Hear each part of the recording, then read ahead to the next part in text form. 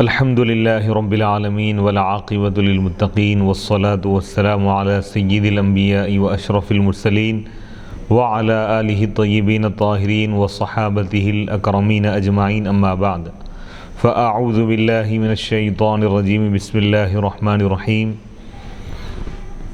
وما آتاکم الرسول فخذوہ وما نہاکم عنہ فانتہوا واتقوا اللہ ان اللہ شدید العقاب۔ صدق اللہ العظیم۔ ناظرین کرام، باب العلم انواریہ ایجوکیشنل سوسائٹی کے زیر اہتمام بخاری شریف کا سلسلے وار درس جاری ہے۔ آج کی اس نشست کا آغاز کتاب الوضوء کے باب نمبر 14 سے ہو رہا ہے۔ بسم اللہ الرحمن الرحیم۔ باب نمبر 14، باب التبرز فی البیوت۔ حدیث نمبر 148۔ حدثنا ابراہیم بن المنذر قال حدثنا انس بن عیاض عن عبید اللہ عن محمد بن یحیی بن حبان عن واسع بن حبان عن عبد اللہ بن عمر قال ارتقیت فوق ظہری بیت حفصہ لبعض حاجتی فرأیت رسول اللہ صلی اللہ علیہ وسلم یقضی حاجتہ مستدبر القبلۃ مستقبل الشام۔ باب التبرز فی البیوت، گھروں میں قضاء حاجت کرنے کا بیان۔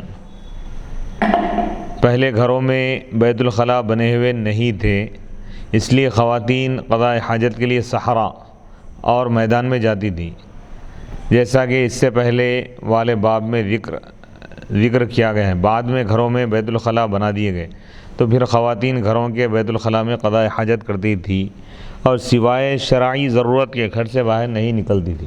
اور باب سابق گزرے باب اور اس باب میں مناسبت یہ ہے کہ باب سابق گزرے ہوئے باب میں قضاء حاجت کے لیے میدان میں جانے کا ذکر تھا، اور اس باب میں گھروں میں قضاء حاجت کا ذکر ہے اور قدر مشترک قضاء حاجت ہے، تو دونوں صورتیں جواز کی اس دور میں جب گھروں میں بیت الخلاء بنا ہوا نہیں تھا، لوگ نہیں بناتے تھے، تو اس وقت دور دراز میدان یا جنگلوں کی طرف لوگ جاتے تھے۔ جب گھروں میں بن گئے ہیں تو اب باہر جانے کی حاجت نہ رہی، اس کو بیان کر رہے ہیں۔ حدیث نمبر 148۔ امام بخاری رحمۃ اللہ علیہ فرماتے ہیں کہ ہم کو ابراہیم بن منذر نے یہ حدیث بیان کی۔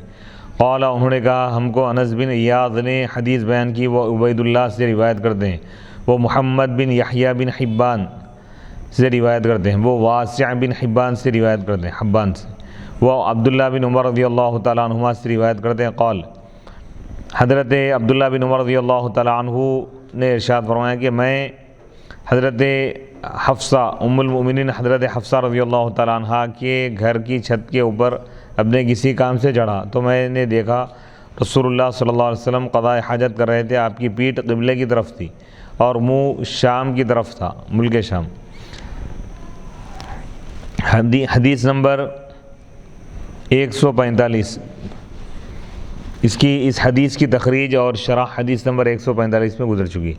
حدیث نمبر 145 میں یہ ذکر نہیں تھا کہ آپ کی پیٹھ قبلے کی طرف تھی، وہاں صرف یہ ذکر تھا کہ آپ کا منہ بیت المقدس کی طرف تھا، لیکن یہ دونوں ایک دوسرے کے بالمقابل ہیں، اور بیت المقدس کی طرف منہ کرنے کو قبلے کی طرف فیٹ کرنا لازم ہے، یعنی جب بیت المقدس کی طرف منہ کر کے اگر بیٹھیں گے تو قبلے کی طرف فیٹ کرنا لازم آئے گا۔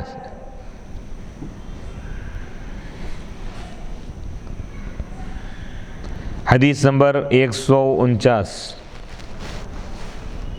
باب، حدیث نمبر 149۔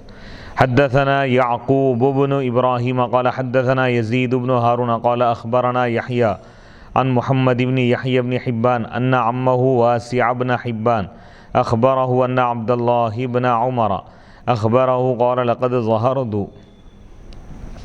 ذات یوم علی ظہر بیتنا فرأیت رسول اللہ صلی اللہ علیہ وسلم قاعدا علی لبنتین مستقبل بیت المقدس۔ امام بخاری رحمۃ اللہ علیہ فرماتے ہیں کہ ہم کو یعقوب بن ابراہیم نے یہ حدیث بیان کی، انہوں نے کہا ہم کو یزید بن ہارون نے یہ حدیث بیان کی، قال، انہوں نے کہا ہم کو یحییٰ نے خبر دی، وہ محمد بن یحییٰ بن حبان سے روایت کرتے ہیں کہ ان کے چچا واسع بن حبان نے ان کو خبر دی کہ عبداللہ بن عمر رضی اللہ تعالیٰ عنہما نے ان کو خبر دی، قال انہوں نے کہا لقد ظہرت، کہ بے شک ایک دن میں اپنے گھر کی چھت پر چڑھا تو میں نے دیکھا کہ رسول اللہ صلی اللہ علیہ وسلم 2 اینٹوں پر بیت المقدس کی طرف منہ کر کے بیٹھے ہوئے۔ باب الاستنجاء بالیمین، باب نمبر 15، پانی سے استنجا کرنے کا بیان، طہارت لینے کا بیان، یعنی ڈھیلے وغیرہ یا اینٹ بھی استعمال کی جا سکتی ہے، لیکن پانی کا استعمال کرنا یہ افضل ہے اور سنت ہے۔ یعنی پانی کے ساتھ استنجا کرنے کا شرعی حکم۔ استنجا کے لغوی معنی ہے مخرج کے منہ پر باقی نجاست کو زائل کرنا، اور اس کا شرعی معنی ہے قبول یا دبر پر لگی ہوئی نجاست کو مٹی کے ڈھیلوں یا پانی سے زائل کرنا۔ اس سے پہلے باب میں قضاء حاجت کا ذکر تھا، اور اس باب میں قضاء حاجت کے اثر کو زائل کرنے کا ذکر ہے، یعنی پیشاب کرنے کے بعد یا موشن کرنے کے بعد جو نجاست جسم کے مخصوص حصے پر لگی ہوئی رہتی ہے اس کو دور کرنے کا نام، پانی سے اس کو ختم کرنے کا نام ہے استنجا، یعنی طہارت لینا۔ حدیث نمبر 150، حدثنا ابو الولید ہشام بن عبد الملک قال حدثنا شعبۃ عن ابی معاذ واسمہ عطاء بن ابی میمونۃ قال سمعت انس بن مالک یقول كان النبی صلی اللہ علیہ وسلم اذا خرج لحاجته اجیء انا وغلام معنا اداوۃ من ماء یعنی یستنجی به۔ حدیث نمبر 150، امام بخاری رحمۃ اللہ علیہ فرماتے ہیں کہ ہم کو ابو الولید ہشام بن عبد الملک نے حدیث بیان کی، قال انہوں نے کہا حدثنا شعبۃ، ہم کو شعبہ نے حدیث بیان کی ابو معاذ سے، ابو معاذ کا نام عطاء بن ابی میمونہ ہے، قال ابو معاذ نے کہا کہ میں نے انس بن مالک رضی اللہ تعالیٰ عنہ کو کہتے ہوئے سنا نبی پاک علیہ الصلاۃ والسلام جب قضاء حاجت کے لیے نکلتے تو میں اور ایک لڑکا آتا، ہمارے ساتھ پانی کا برتن ہوتا، آپ اس سے استنجا کرتے تھے۔ عنوان نے باب کے ساتھ اس حدیث کی مطابقت اس جملے میں حضور علیہ الصلاۃ والسلام اس پانی سے استنجا کرتے یعنی طہارت لیتے۔ امام بخاری نے اس باب سے ان لوگوں پر رد کرنے کا، ان لوگوں کا رد کرنے کا قصد کیا ہے جو کہتے ہیں پانی کے ساتھ استنجا کرنا مکروہ ہے، اور یہ کہ نبی صلی اللہ علیہ وسلم نے پانی کے ساتھ استنجا نہیں کیا۔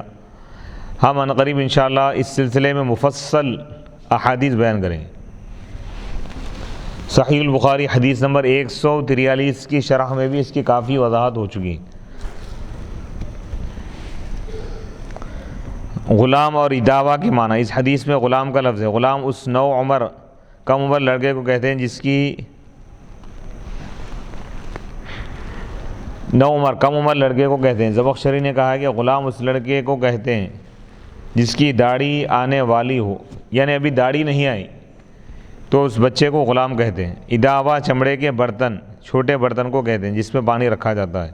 پانی سے استنجا کرنے کی ممانعت کے متعلق احادیث، امام ابو بکر عبداللہ بن محمد بن ابی شیبہ اپنی سند کے ساتھ روایت کرتے ہیں۔ حمام بیان کرتے ہیں کہ حضرت حذیفہ رضی اللہ تعالیٰ عنہ سے پانی سے استنجا کے متعلق سوال کیا گیا تو انہوں نے کہا پھر ہمیشہ میرے ہاتھ سے بدبو آتے رہے گی، یعنی اس حدیث سے روایت سے معلوم ہو رہا کہ نہیں کرنا چاہیے۔ پھر بعد میں اس کا جواب دے رہے، قضاء حاجت کے بعد ہاتھوں کو صابن سے دھو لینا چاہیے، خصوصاً جراثیم کش صابن، مثلا ڈیٹول کے صابن سے، یا اس سے بھی بدبو زائل ہوگی۔ اور یرقان کا خطرہ بھی نہیں رہے گا۔ اگر استنجا کرنے کے بعد صابن سے ہاتھ دھوئے بغیر کھانے پینے کی چیزوں کو ہاتھ لگایا جائے اور ان کو کھایا جائے تو اس سے یرقان کا خطرہ ہے۔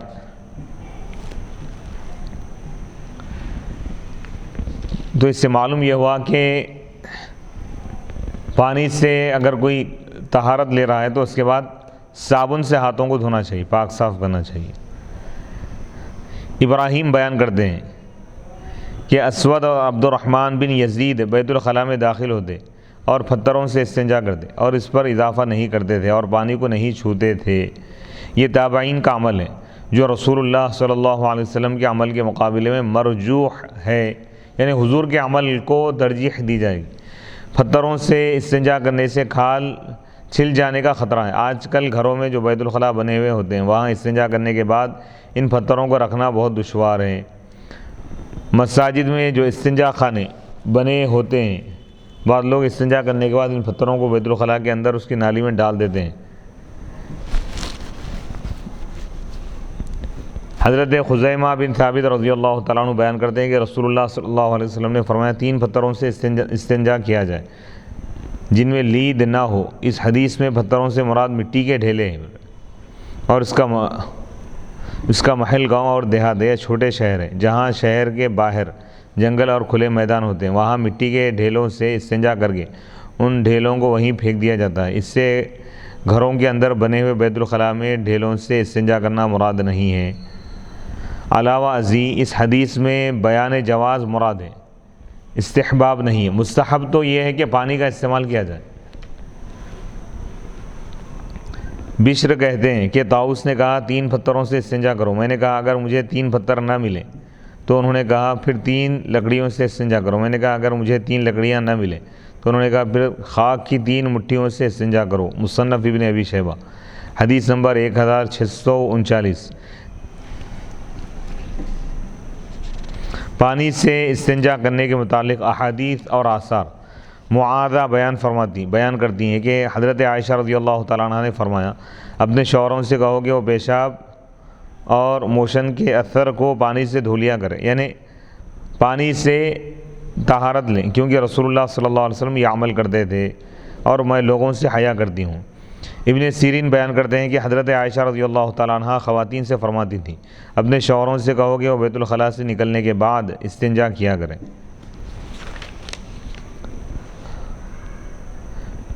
فریعہ حضرت حذیفہ کی زوجہ تھی، وہ بیان کرتی ہیں کہ حضرت حذیفہ پانی سے استنجا کرتے تھے۔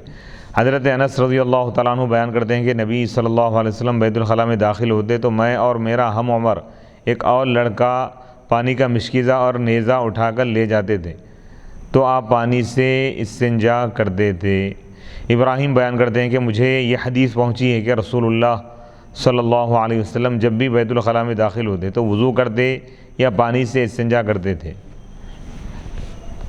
ابو النحاس بیان کرتے ہیں کہ میں ایک سفر میں حضرت رافع بن خدیج رضی اللہ تعالیٰ عنہ کے ساتھ تھا، وہ پانی سے استنجا کرتے تھے۔ یحییٰ بن ابی کثیر بیان کرتے ہیں کہ حضرت انس رضی اللہ تعالیٰ عنہ حوض سے پانی لے کر استنجا کرتے تھے۔ حضرت یعقوب بیان کرتے ہیں کہ رسول اللہ صلی اللہ علیہ وسلم نے عویم بن ساعدہ سے پوچھا تمہاری وہ کون سی طہارت ہے جس کی وجہ سے اللہ نے تمہاری تعریف فرمائی؟ انہوں نے کہا ہم پچھلے حصے کو پانی سے دھوتے ہیں۔ محمد بن یوسف بن عبداللہ بن سلام بیان کرتے ہیں کہ جب رسول اللہ صلی اللہ علیہ وسلم ہمارے پاس قباء میں آئے تو فرمایا بے شک اللہ تعالیٰ نے تمہاری طہارت کی تعریف اور تحسین کی۔ قرآن مجید کی آیت ہے، سورہ توبہ آیت نمبر 108، فیہ رجال یحبون ان یتطہروا واللہ یحب المطہرین۔ اس بستی میں ایسے لوگ ہیں جو خوب پاک ہونے کو پسند کرتے ہیں اور اللہ تعالیٰ خوب پاک ہونے والوں کو پسند فرماتا ہے، کیا تم مجھ کو اس کی خبر نہیں دو گے؟ انہوں نے کہا یا رسول اللہ ہم نے تورات میں پڑھا تھا کہ پانی سے استنجا کرنا چاہیے، تو پانی سے استنجا کیا جانا یہ پسندیدہ عمل ہے۔ پانی نہ ملنے کی صورت میں اگر کوئی مجبوری کی صورت ہے یا کوئی سفر میں ہے تو مٹی کا ڈھیلا وغیرہ استعمال کر سکتے ہیں یا نہ تو اینٹ وغیرہ۔ شعبی بیان کرتے ہیں کہ جب یہ آیت نازل ہوئی فیہ رجال یحبون ان یتطہروا واللہ یحب المطہرین، تو رسول اللہ صلی اللہ علیہ وسلم نے فرمایا اے اہل قباء، اللہ تعالیٰ نے تمہاری تعریف اور تحسین کس وجہ سے فرمائی؟ انہوں نے کہا ہم میں سے ہر شخص بیت الخلاء سے نکل کر پانی سے استنجا کرتا ہے۔ عبد الملک بن عمیر بیان کرتے ہیں کہ حضرت علی رضی اللہ تعالیٰ عنہ نے فرمایا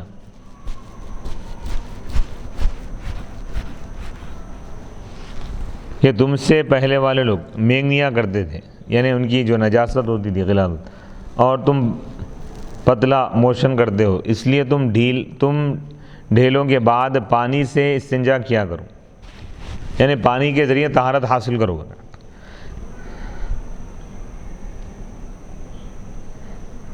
کسی بڑے عالم کو چھوٹوں سے ایسی خدمت لینی چاہیے، اس حدیث میں مذکور ہے، ذکر ہے کہ حضرت انس اور ایک لڑکا رسول اللہ صلی اللہ علیہ وسلم کے استنجا کے لیے پانی لے جاتے تھے۔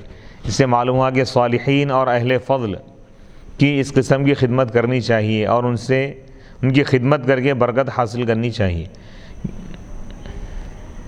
کسی نیک شخص اور بڑے عالم کو لڑکوں سے اس قسم کی خدمت لینی چاہیے، جائز ہے، یہ بتا رہے ہیں۔ باب نمبر 16، یعنی صالحین جیسا پیران طریقت ہے، بڑے بڑے علماء اور مشائخین، ان کے مریدین یا معتقدین ان کے لیے وضو کا پانی رکھ رہے ہیں تو یہ کرنا چاہیے۔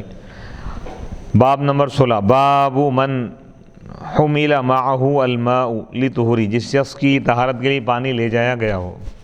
اس باب کی باب سابق گزرے باب کے ساتھ مناسبت ظاہر ہے کہ دونوں ابواب میں پانی سے استنجا کرنے کا ذکر ہے، طہارت لینے کا ذکر ہے۔ امام بخاری نے کہا وقال ابو الدرداء الیس فیکم صاحب النعلین والطہور والوساد، اور حضرت ابو الدرداء رضی اللہ تعالیٰ عنہ نے کہا کیا تم میں جوتے اٹھانے والے اور وضو کرانے والے اور تکیہ اٹھانے والے نہیں ہیں؟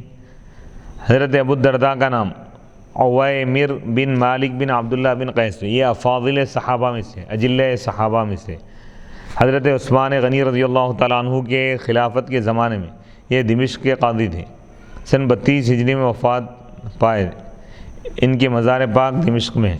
امام بخاری رحمۃ اللہ علیہ نے جو حضرت ابو الدرداء رضی اللہ تعالیٰ عنہ کے قول کا ذکر کیا ہے، یہ ایک حدیث کا قطعہ ہے، ٹکڑا ہے، پوری حدیث اس طرح ہے۔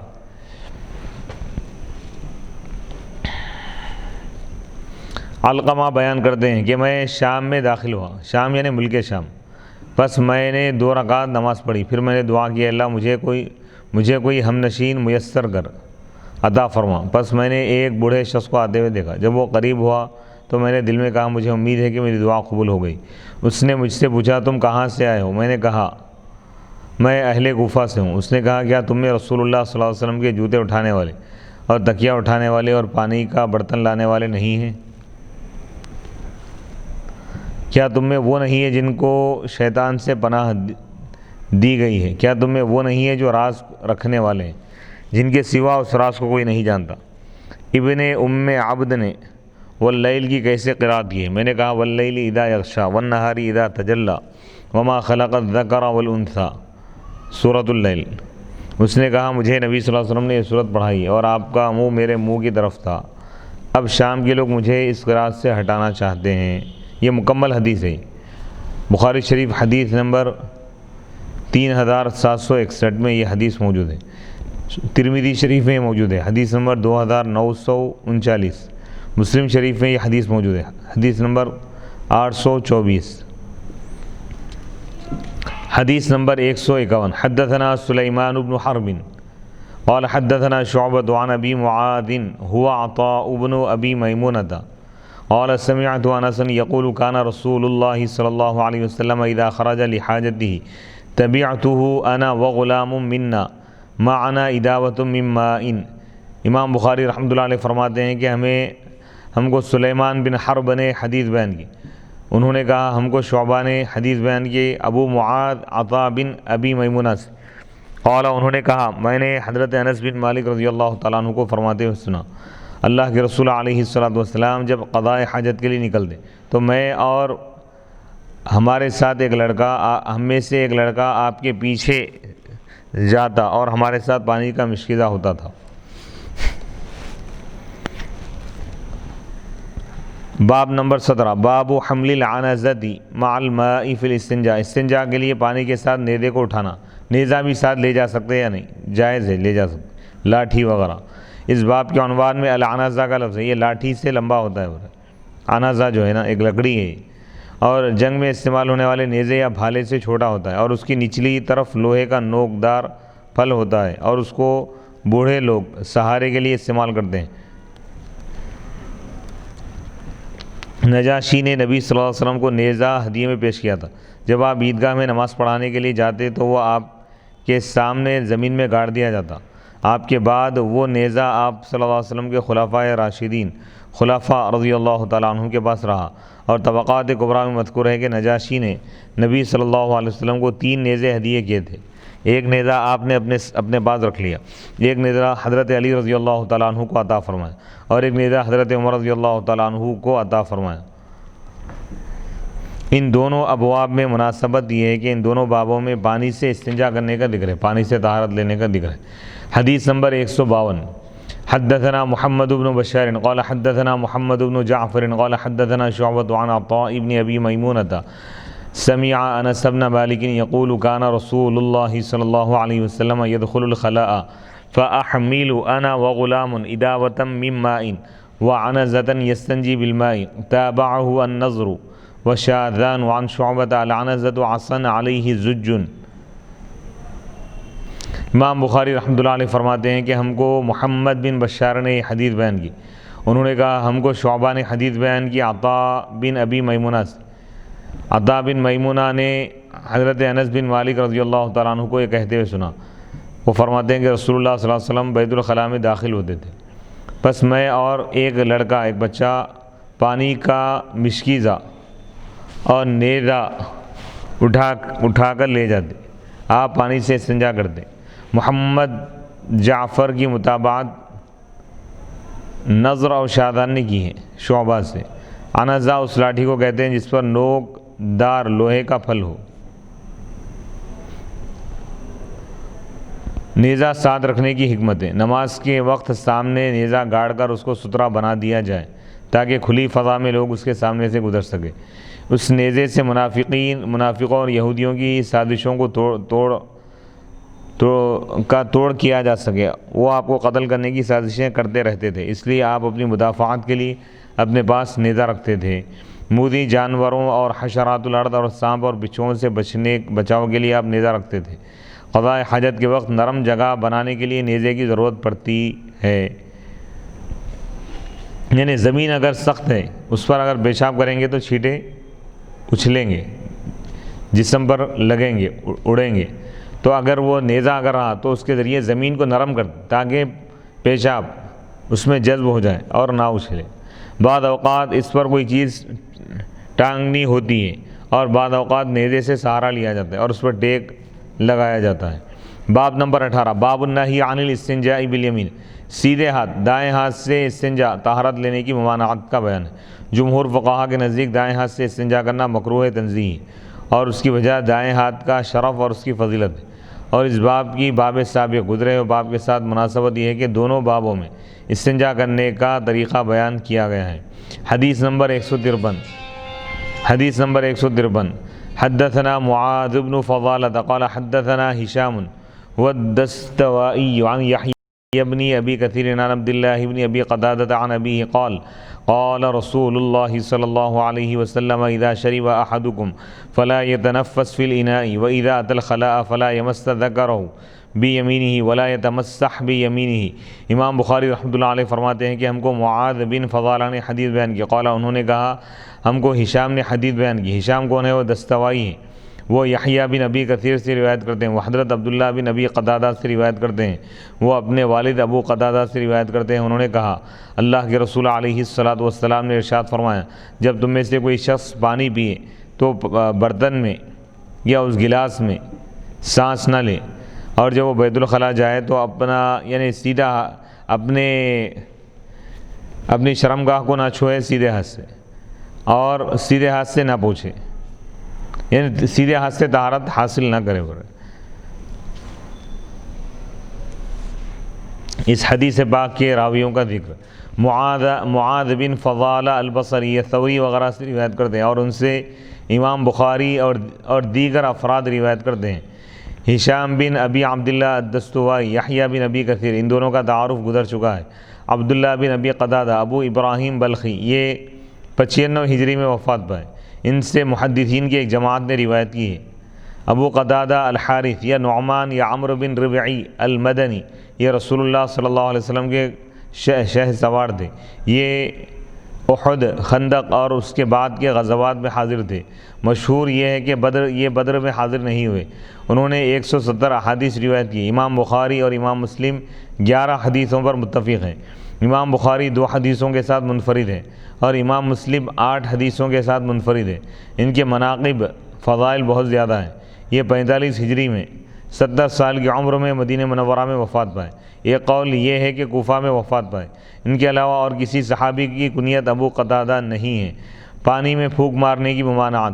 اس حدیث میں فرمایا ہے جب تم میں سے کوئی شخص کچھ پیے تو برتن میں سانس نہ لے، منہ کو برتن سے الگ کیے بغیر سانس لینا مکروہ ہے۔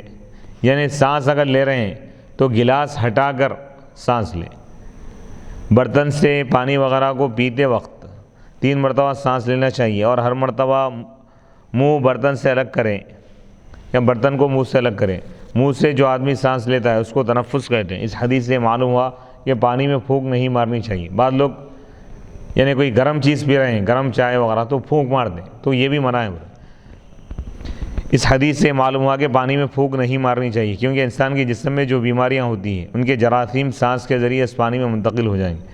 حضرت ابو سعید خدری رضی اللہ تعالیٰ عنہ بیان کرتے ہیں کہ نبی صلی اللہ علیہ وسلم نے پانی میں پھونک مارنے سے منع فرمایا۔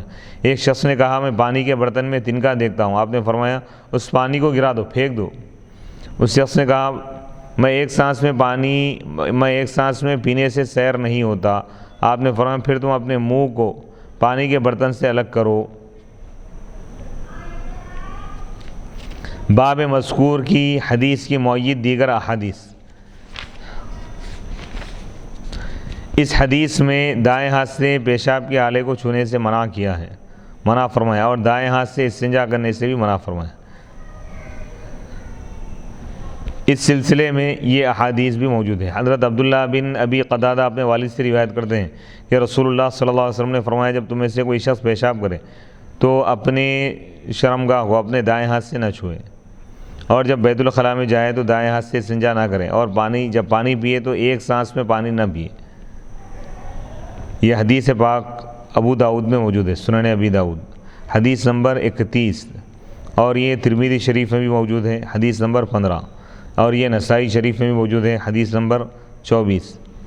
اس حدیث میں پیشاب کے طریقے کے ساتھ پانی پینے کا طریقہ بھی بتایا ہے، کیونکہ پیشاب کا سبب پانی پینا ہے، تو جب آپ نے مسبب کا طریقہ اور ادب بتایا تو سبب کا طریقہ اور ادب بھی بتایا ہے۔ پانی پینے کے آداب میں یہ حدیث بھی ہے۔ حضرت عبداللہ بن عباس رضی اللہ تعالیٰ عنہ بیان کرتے ہیں کہ رسول اللہ صلی اللہ علیہ وسلم نے فرمایا تم اونٹ کی طرح ایک سانس میں پانی نہ پیو، بلکہ تم 2 یا 3 سانس میں پانی پیو، اور جب تم پانی پیو تو بسم اللہ پڑھو، اور جب تم پانی پی چکو تو پانی پینے کے بعد الحمدللہ پڑھو۔ یہ حدیث پاک سنن ترمذی میں موجود ہے حدیث نمبر 1885۔ اور دائیں ہاتھ سے استنجا کرنے کی ممانعت میں یہ حدیث بھی موجود ہے۔ نبی اکرم صلی اللہ علیہ وسلم کی زوجہ حضرت حفصہ رضی اللہ تعالیٰ عنہ بیان کرتی ہے کہ نبی صلی اللہ علیہ وسلم نے اپنا دایاں ہاتھ کھانے پینے اور کپڑوں کے لیے مخصوص آپ نے فرما لیا تھا، اور اس کے ما سوا کے لیے بایاں ہاتھ مخصوص آپ نے فرمایا تھا۔ سنن ابی داؤد حدیث نمبر 32۔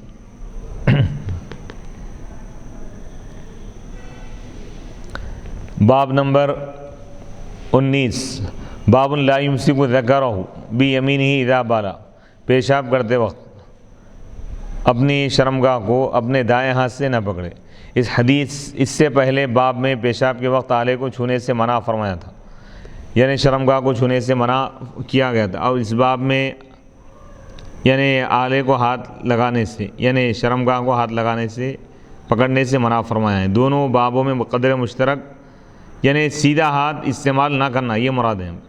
حدیث نمبر 154، حدثنا محمد بن یوسف قال حدثنا الاوزاعی عن یحیی بن ابی کثیر عن عبد اللہ بن ابی قتادہ عن ابیہ عن النبی صلی اللہ علیہ وسلم قال اذا بال احدکم فلا یأخذن ذکرہ بیمینہ ولا یستنجی بیمینہ ولا یتنفس فی الاناء۔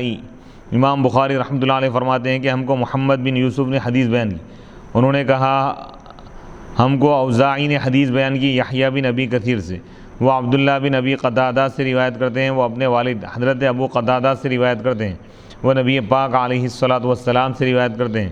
اللہ کے رسول علیہ الصلاۃ والسلام نے ارشاد فرمایا جب تم میں سے کوئی شخص پیشاب کرے تو اپنی شرمگاہ کو اپنے دائیں ہاتھ سے نہ پکڑے، نہ چھوئے، اور نہ اپنے دائیں ہاتھ سے استنجا کرے، اور نہ برتن میں سانس لے۔ باب نمبر 20، باب الاستنجاء بالحجارہ، پتھروں سے یعنی اینٹ مٹی کے ڈھیلوں سے اینٹ سے استنجا کرنے کا بیان، طہارت لینے کا بیان۔ اس باب کے عنوان میں اور حدیث میں جو پتھروں کا لفظ ہے، ہو سکتا ہے کہ اس سے مراد مٹی کے ڈھیلے ہو، کیونکہ پتھر بہت سخت ہوتے ہیں اور ان سے کھال کے چھل جانے یا اس سے خراش پڑنے کا خطرہ ہے۔ اس باب کی باب سابق کے ساتھ مناسبت یہ ہے کہ دونوں بابوں میں استنجا کرنے کے احکام ہیں، طہارت لینے کا طریقہ اس میں بتایا گیا ہے، اس کے احکام بتائے گئے ہیں۔ حدیث نمبر 155، حدثنا احمد بن محمد المکی قال حدثنا عمرو بن یحیی بن سعید بن عمرو المکی عن جدہ عن ابی ہریرہ قال اتبعت النبی صلی اللہ علیہ وسلم وخرج لحاجته فكان لا يلتفت فدنوت منه فقال ابغینی احجارا استنفذ بها او نحوه ولا تأتنی بعظم ولا روث فأتيته بأحجار بطرف ثيابي فوضعتها إلى جنبه وأعرضت عنه فلما قضى أتبعه بهن۔ امام بخاری رحمۃ اللہ علیہ فرماتے ہیں کہ ہم کو احمد بن محمد المکی نے یہ حدیث بیان کی، قال انہوں نے کہا ہم کو عمرو بن یحییٰ بن سعید بن عمرو المکی نے یہ حدیث بیان کی، وہ اپنے دادا سے روایت کرتے ہیں، وہ حضرت ابو ہریرہ رضی اللہ تعالیٰ عنہ سے روایت کرتے ہیں۔ حضرت ابو ہریرہ رضی اللہ تعالیٰ عنہ نے فرمایا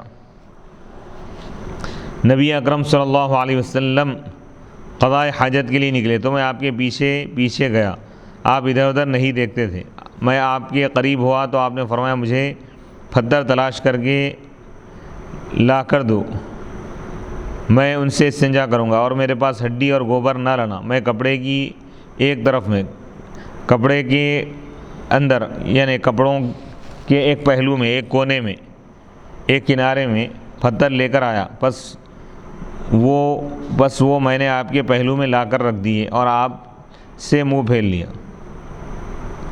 جب آپ قضاء حاجت سے فارغ ہو گئے تو آپ نے ان پتھروں سے استنجا کیا۔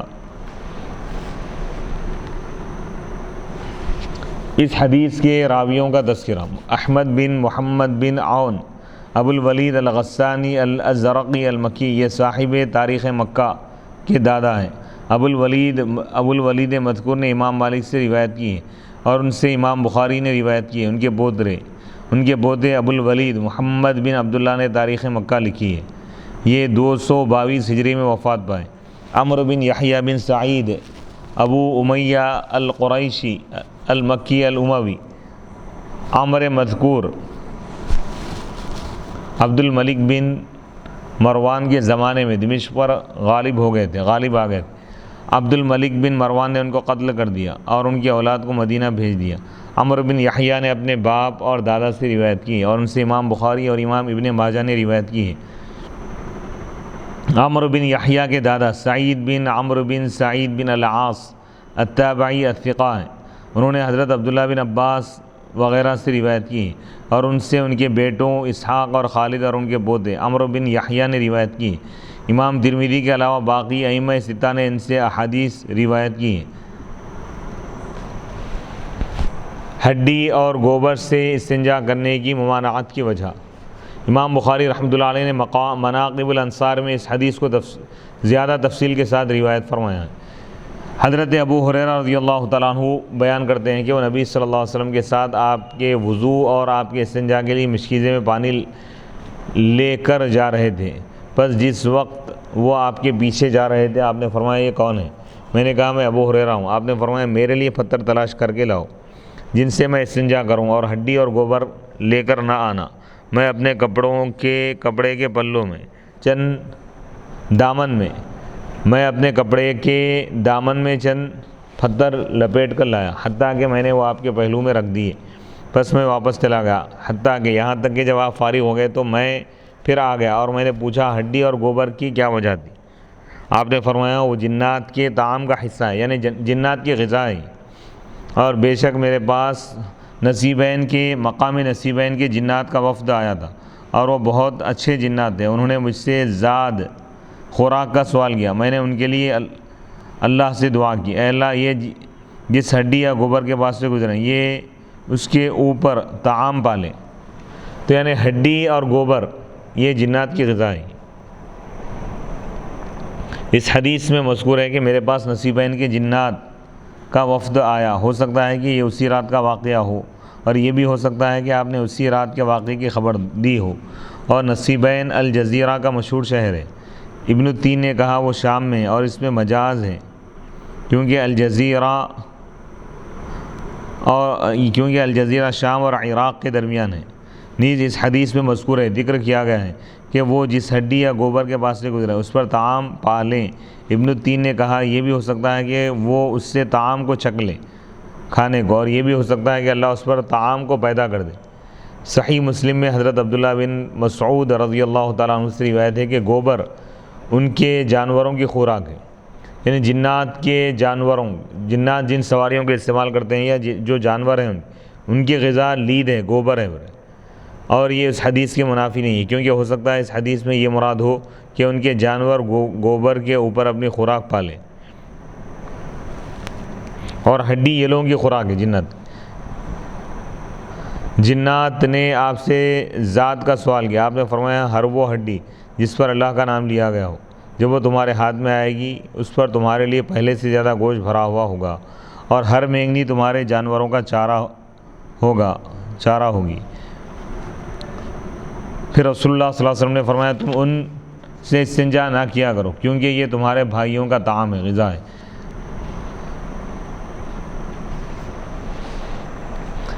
حضرت سواد بن قارب کو ایک جن کا رسول اللہ صلی اللہ علیہ وسلم کی بعثت کی خبر دینا اور ان کا یہ خبر سن کر اسلام لانا، یعنی سواد بن قارب کو ایک جن خبر دیا تھا رسول اللہ صلی اللہ علیہ وسلم کی بعثت کی، اور یہ خبر سن کر وہ اسلام لائے۔ حافظ اسماعیل بن عمر بن کثیر شافعی دمشقی نے لیلۃ الجن میں جنات سے رسول اللہ صلی اللہ علیہ وسلم کی ملاقات کی بحث میں حضرت سواد بن قارب رضی اللہ تعالیٰ عنہ کے ایمان لانے کا تفصیلی واقعہ ذکر کیا ہے۔ وہ فرماتے ہیں کہ حضرت سواد بن قارب زمانے جاہلیت میں کاہن تھے۔ حضرت سواد بن قارب بیان کرتے ہیں کہ ایک جن میرے پاس آ کر کہتا تھا کہ لؤی بن غالب میں سے اللہ کے رسول مبعوث ہو چکے ہیں۔ جب کئی راتوں کو بار بار آ کر اس جن نے مجھ سے یہ کہا تو میں رسول اللہ صلی اللہ علیہ وسلم کی خدمت میں مکے میں حاضر ہوا۔ نبی صلی اللہ علیہ وسلم نے مجھے دیکھتے ہی فرمایا مرحبا اے سواد بن قارب، ہمیں معلوم ہے تم کس لیے آئے ہو۔ حضرت سواد نے کہا یا رسول اللہ میں نے چند اشعار کہیں وہ آپ مجھ سے سن لیں۔ آپ نے فرمایا اے سواد کہو۔ پھر میں نے وہ اشعار پڑھے۔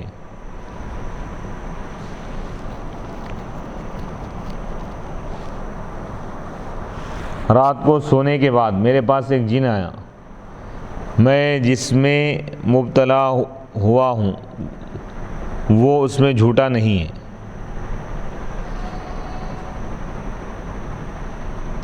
ثلاث لیال قولہ کل لیلۃ اتاک رسول من لؤی بن غالب، وہ مسلسل 3 راتیں آیا اور ہر رات اس کا کہنا تھا، اس کا ایک قول تھا، وہ یہ کہہ رہا تھا تمہارے پاس لؤی بن غالب کے قبیلے سے ایک رسول آ چکے ہیں، فاشہد ان اللہ لا رب غیرہ وانک مأمون علی کل غائب، پس میں شہادت دیتا ہوں، گواہی دیتا ہوں کہ اللہ کے سوا کوئی معبود نہیں، کوئی رب نہیں، اور بے شک آپ ہر غیب پر امین ہیں، یعنی اللہ تعالیٰ آپ کو غیب کا علم عطا فرمائے۔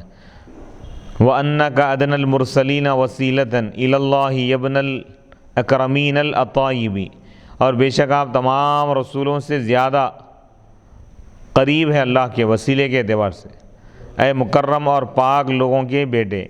وَكُنْ لِي شَفِيعًا يَوْمَ لَا ذُو شَفَاعَةٍ سِوَاكَ بِمُغْنٍ عَنْ سَوَادِ بْنِ قَارِبِ، آپ میری شفاعت کرنے والے ہو جائیں جس دن آپ کے سوا کوئی شفاعت کرنے والا نہیں ہوگا جو سواد بن قارب کو عذاب سے بچا سکے۔ نبی صلی اللہ علیہ وسلم یہ اشعار سن کر مسکرائے، یہاں تک کہ آپ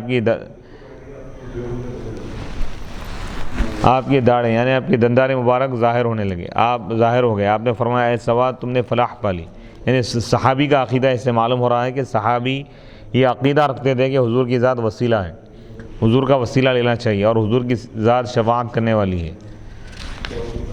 تفسیر ابن کثیر تفسیر ابن کثیر جلد 4 صفحہ نمبر 183۔ حافظ ابن کثیر نے اس روایت کو امام ابو بکر احمد بن حسین بیہقی سے نقل کیا ہے۔ دلائل النبوہ جلد 2 صفحہ نمبر 251۔ اس کے مزید کئی کتابوں میں اس کا ذکر ہے۔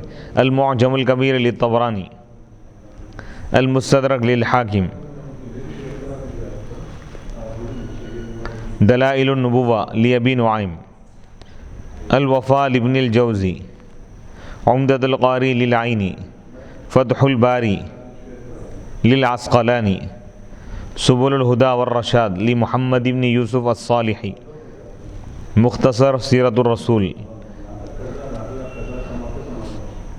محترم اشیاء سے استنجا کرنے کا عدم جواز اور دیگر مسائل، یعنی مقدس جو چیزیں ہیں احترام والی، اس سے استنجا نہیں کیا جا سکتا، طہارت نہیں لے سکتے۔ اس حدیث میں اس بات کا ذکر کیا گیا ہے کہ رسول اللہ صلی اللہ علیہ وسلم نے حضرت ابو ہریرہ رضی اللہ تعالیٰ عنہ کو استنجا کے لیے پتھر لانے کا حکم فرمایا تھا، اور فرمایا ہڈی اور گوبر نہ لانا۔ اس سے معلوم ہوا کہ پتھروں اور مٹی کے ڈھیلوں سے استنجا کرنا جائز ہے، اور ہڈی اور گوبر سے استنجا کرنا جائز نہیں، کیونکہ ان میں جنات کی اور ان کے جانوروں کی خوراک ہے۔ نبی صلی اللہ علیہ وسلم نے ہڈی سے استنجا سے منع فرمایا، استنجا کرنے سے منع فرمایا۔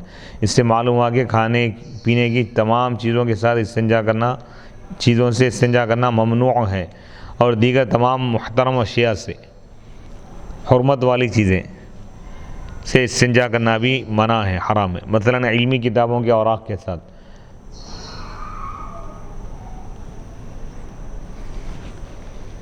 حضرت ابو ہریرہ رضی اللہ تعالیٰ عنہ از خود رسول اللہ صلی اللہ علیہ وسلم کے پیچھے پیچھے جا رہے تھے۔ اس سے معلوم ہوا کہ بزرگوں کی اجازت کے بغیر بھی ان کے پیچھے پیچھے جانا جائز ہے، اور بزرگوں کا اپنے متبعین سے خدمت لینا جائز ہے۔ جب رسول اللہ صلی اللہ علیہ وسلم قضاء حاجت میں مشغول ہو گئے تو حضرت ابو ہریرہ رضی اللہ تعالیٰ عنہ وہاں سے چلے گئے۔ اس سے معلوم ہوا کہ جو شخص قضاء حاجت کر رہا ہو اس کے پاس نہیں ٹھہرنا چاہیے۔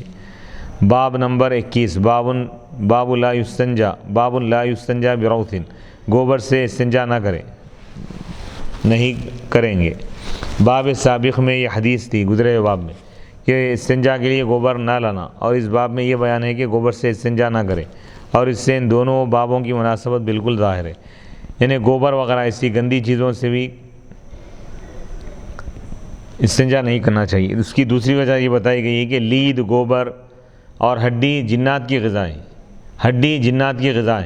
ہڈی کو جب وہ لوگ اٹھا لیتے ہیں تو اس پر گوشت آ جاتا ہے، وہ لوگ کھا لیتے ہو، اور جو لید ہے ان کے جانوروں کی خوراک ہے۔ حدیث نمبر 156، حدثنا ابو نعیم قال حدثنا زہیر عن ابی اسحاق قال لیس ابو عبیدہ ذکرہ ولکن عبد الرحمن بن الاسود عن ابیہ انہ سمع عبد اللہ یقول اتى النبی صلی اللہ علیہ وسلم الغائط فامرنی ان آتیہ بثلاثۃ احجار فوجدت حجرین والتمست الثالث فلم اجدہ فاخذت روثة فأتيته بها فأخذ الحجرين وألقى الروث وقال هذا ركس. وقال إبراهيم بن يوسف عن أبيه عن أبي إسحاق حدثني عبد الرحمن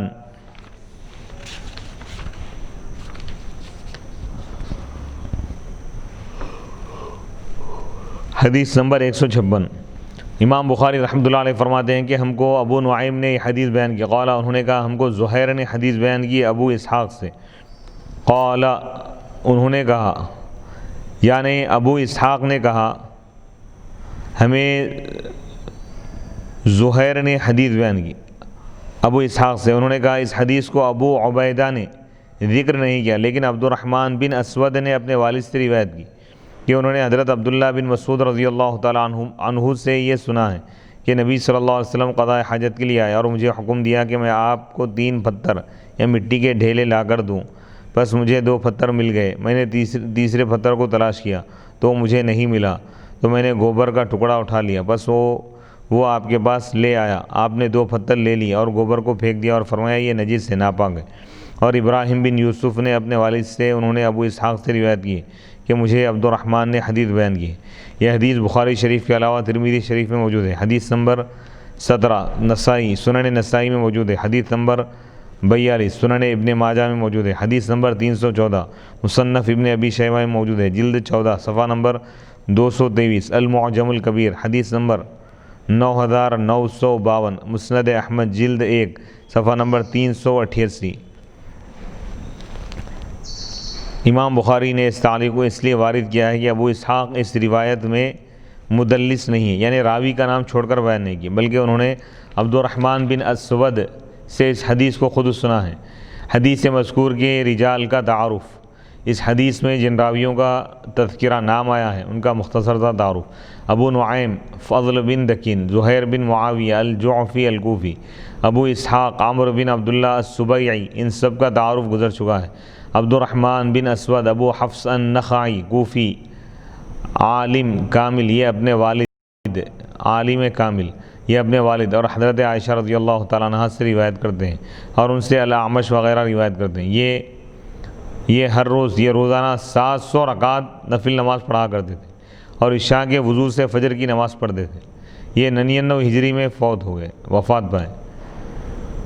الاسود بن یزید الکوفی النخعی، حضرت عبداللہ بن مسعود رضی اللہ تعالیٰ عنہ۔ ابو عبیدہ کے اپنے والد حضرت عبداللہ بن مسعود، حضرت ابن مسعود سے سماع پر دلائل، سننے پر ان کے دلائل۔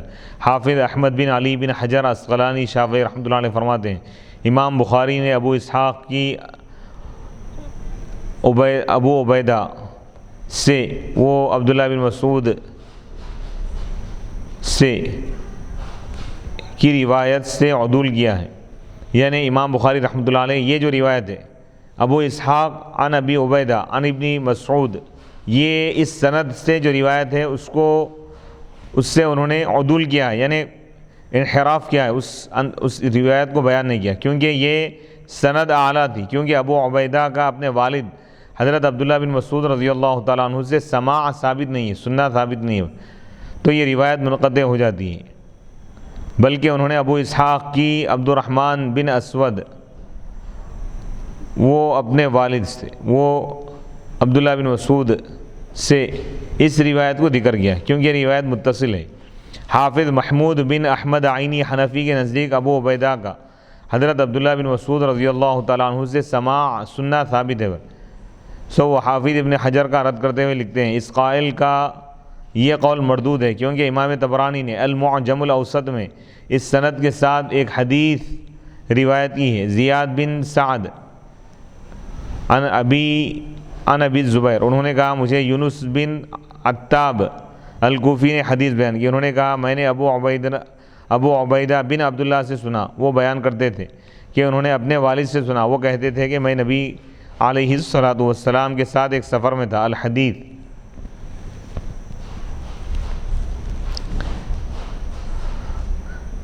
میرے پاس المعجم الاوسط کے 2 نسخے ہیں اور ان دونوں میں یہ سند نہیں ہے، ہو سکتا ہے کہ علامہ عینی کے پاس کوئی اور نسخہ ہو جس میں یہ سند مذکور ہو۔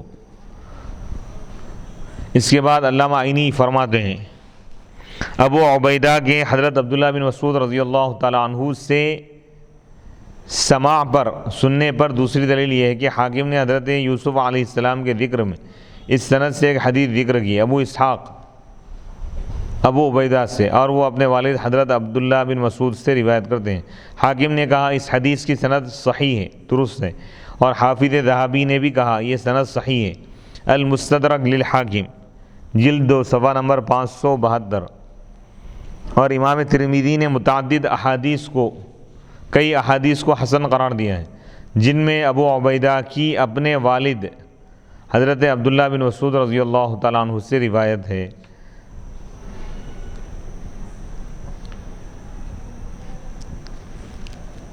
روایتیں بتا رہے ہیں کہ جب یوم بدر میں قیدیوں کو لایا گیا، جب آپ 2 رکعت میں بیٹھتے تو گویا آپ گرم پتھر پر بیٹھتے تھے، گرم پتھر پر تھے۔ وَلَا تَحْسَبَنَّ الَّذِينَ قُتِلُوا فِي سَبِيلِ اللَّهِ امواتا کی تفسیر میں کہتا ہوں کہ اس استدلال پر یہ اعتراض ہو سکتا ہے کہ پہلی 2 سندوں کو ذکر کرنے کے بعد امام ترمذی نے یہ کہہ دیا ہے کہ یہ حدیث حسن ہے، لیکن ابو عبیدہ کا اپنے والد سے سماع نہیں ہے، سننا ثابت نہیں ہو رہا۔ تاہم تیسری حدیث کو ذکر کرنے کے بعد انہوں نے صرف اتنا کہا کہ یہ حدیث حسن ہے۔ علامہ عینی اس کے جواب میں لکھتے ہیں کہ محدثین کے نزدیک حدیث حسن کی شرط یہ ہے کہ اس کی سند متصل ہو۔ اگر ابو عبیدہ کا اپنے والد حضرت عبداللہ بن مسعود رضی اللہ تعالیٰ عنہ سے سماع نہ ہو تو پھر یہ احادیث منقطع ہوگی اور پھر ان کو حسن قرار دینا صحیح نہیں ہوگا۔ عمدۃ القاری جلد 2 صفحہ نمبر 460۔ نیز علامہ عینی لکھتے ہیں کہ یہ کیسے ہو سکتا ہے کہ ابو عبیدہ نے اپنے والد حضرت عبداللہ بن مسعود سے رضی اللہ تعالیٰ عنہ سے حدیث کا سماع نہ کیا ہو، کیونکہ جب حضرت عبداللہ بن مسعود رضی اللہ تعالیٰ عنہ فوت ہو گئے تو ابو عبیدہ کی عمر 7 سال تھی، اور متعدد اہل نقل نے تصریح کی ہے، وضاحت کی ہے کہ 7 سال کی عمر میں مسافر محدثین سے بھی سماع صحیح ہے، تو ان محدثین سے سماع کیوں کر صحیح نہیں ہوگا جو مقیم اور متوطن ہو اور سننے والے کے والد بھی ہو۔ عمدۃ القاری جلد 2 صفحہ نمبر 461۔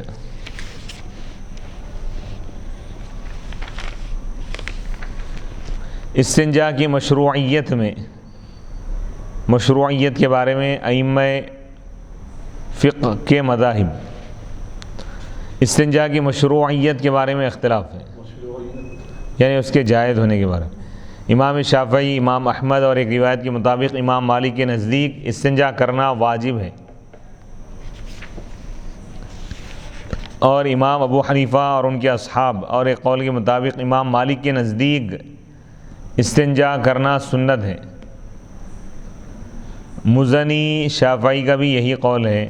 ان کی دلیل یہ حدیث ہے، حضرت ابو ہریرہ رضی اللہ تعالیٰ عنہ بیان کرتے ہیں کہ نبی صلی اللہ علیہ وسلم نے فرمایا جس نے سرما لگایا تو طاق عدد میں لگائے، جس نے ایسا کیا تو اچھا کیا، اور جس نے نہیں کیا تو کوئی حرج نہیں، گناہ نہیں، اور جس نے استنجا کیا تو طاق مرتبہ کرے، یعنی طاق عدد میں 3 ڈھیلے استعمال کرے، جس نے ایسا کیا تو اچھا کیا، اور جس نے ایسا نہیں کیا تو کوئی حرج نہیں ہے۔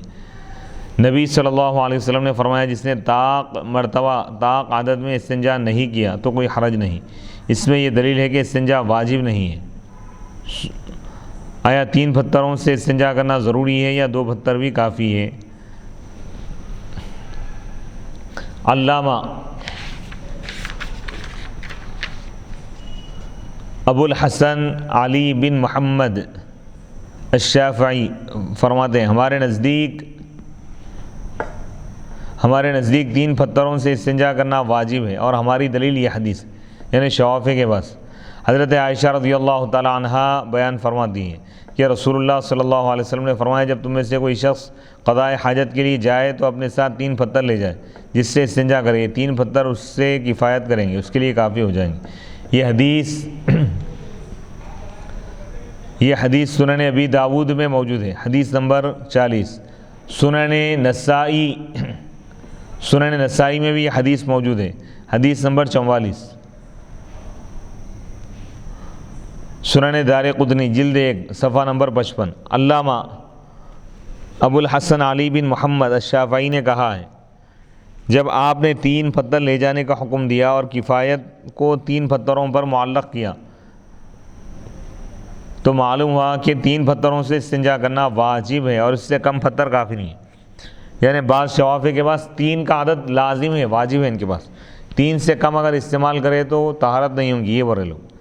اس کا جواب یہ ہے کہ یہ حدیث کمال پر محمول ہے، یعنی مکمل طہارت، نفس طہارت 1 پتھر یعنی 1 ڈھیلے سے یا 1 اینٹ کے 1 ٹکڑے سے بھی ہو جائیں گے، جس سے نجاست دور ہو جائے، ختم کافی ہو۔ 3 کا عدد اگر استعمال کرے تو بہتر ہے، یعنی کامل استنجا 3 پتھروں سے ہوگا، اور 3 پتھروں سے کم سے بھی استنجا صحیح ہے، کیونکہ باب مذکور کی اس حدیث میں یہ تصریح ہے، وضاحت ہے کہ جب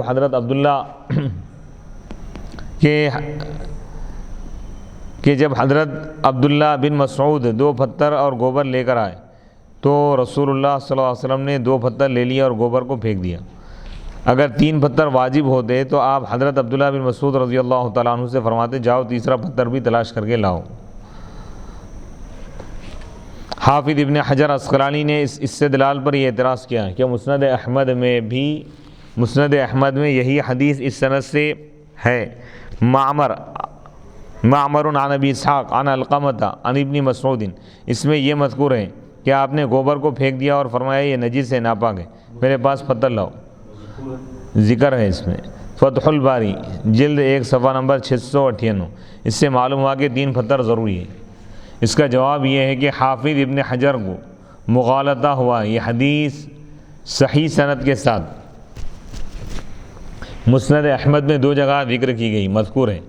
حدیث نمبر 3685 جلد نمبر 1 صفحہ نمبر 388 اور حدیث نمبر 4435 جلد نمبر 1 صفحہ نمبر 465، اور دونوں جگہ حافظ کے نقل کردہ اضافی الفاظ نہیں ہیں۔ البتہ مسند احمد میں حدیث نمبر 4299 جلد نمبر 1 صفحہ نمبر 450 میں یہ الفاظ ہے کہ آپ نے گوبر کو پھینک دیا اور فرمایا میرے پاس پتھر لاؤ۔